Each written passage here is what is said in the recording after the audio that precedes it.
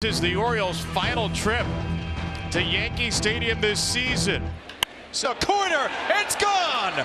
Saturday. Baltimore's final trip to New York for the year, and boy do they make it count after the scoreboard gets to 13-0. We're in the 8th inning. And then another 5. James McCann. Bailey over. 2 hits, and it's going to be a 4-pitch walk. Let's just say Peralta's having some problems. Oh, goodness. He's not happy, and I don't blame him. You don't think he's intentionally throwing up there? I don't have no idea. I assume he isn't. He's not an idiot. A few more poorly located pitches from Peralta, fielder's choice. Ball in the dirt. Here we go. One play. Oh, boy. I'm telling you, first of all, you got to warn him. Yeah, he's going to bring in the crew chief. Well, he is the crew chief, and you know Hyder's not happy. See, now you worry about the bottom of the 8th and the bottom of the 9th, because whether you're doing it on purpose or not, nobody wants to get hit. As both broadcasts don't know if this was intentional or not, let's talk about the rule. Intentionally pitch at the batter, 6-0 to C9. You can either expel the pitcher and manager, or you can warn. But that's only if you deem that it was an intentional act. If you're not sure, you can't do those two things. Instead, you can warn because you are allowed to warn at any time throughout the game if circumstances warrant. But in order to eject in this situation, you have to deem that the pitcher did this on purpose.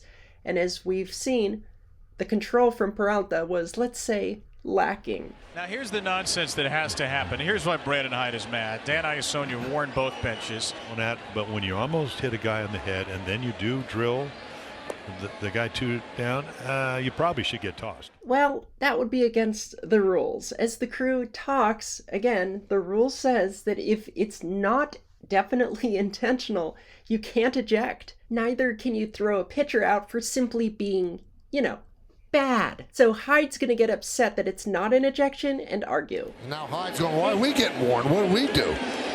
Dan Iassogna warned both benches.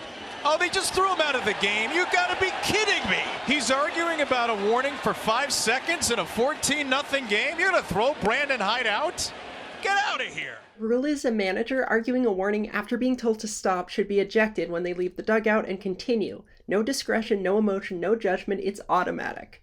Seeing as the broadcasters wanted the pitcher ejected even though they didn't think it was for sure intentional, followed by such dramatic comments about the ejection arguing the warning after leaving the dugout, tells me that someone might not have actually read the rule book before. And this is not even Bill Maher with new rules, I know, it's the same rules, which perplexes me as to why you don't know them. Peralta, this is far from being intentional. Now, I don't know if an umpire should ever assume a guy's thrown at, but I'm sure he's telling him, and you're going to leave the guy that almost hit my guy in the head. To recap, the warning is because it wasn't conclusively intentional to dissuade Baltimore from retaliating, because baseball doesn't like retaliating. The ejection is for arguing the warning. Is it frustrating? Super, because they could hurt someone throwing at them. But the rules, you know the rules by now. Come on, Hyde, don't act stupid. You got thrown out for arguing a warning. You're not allowed to do that. And if you don't know that already, then you'd be Brandon Hyde. You're beyond throwing at people. You're trying to finish this game out and move on. Ground ball and through for a base hit. Cabrera scores, and the Yankees avoid being shut out there.